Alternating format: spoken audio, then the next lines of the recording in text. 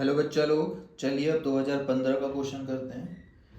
ये सवाल है 1 करोड़ का, है ना।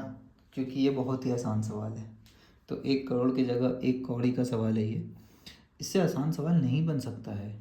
बोले है for a elementary reaction M से एन गए, तो रेट साहब जो है ना, rate of disappearance of M जो है increases by a factor of 8 अगर एम को डबल कर देंगे। इससे आसान क्या बन सकता है।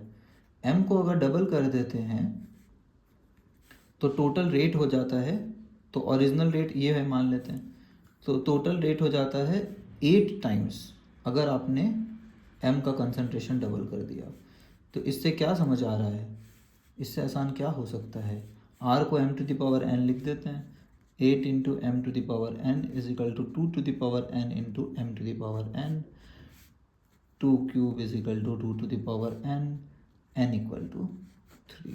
क्लियर, देख के ही पता चल रहा है 8 गुना हो गया रेट, मतलब पावर क्या आ रहा होगा, क्यूबिक पावर में ऐसा हो सकता है। ठीक है, तो डबल करने से अगर 8 गुना होता है तो 2 टू द पावर 3 रहा होगा, नहीं तो ऐसा हुआ कैसे।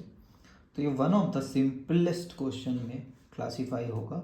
तो ये सब एक एविडेंस है कि जेई एडवांस का क्वेश्चन भी बहुत टफ नहीं होता है।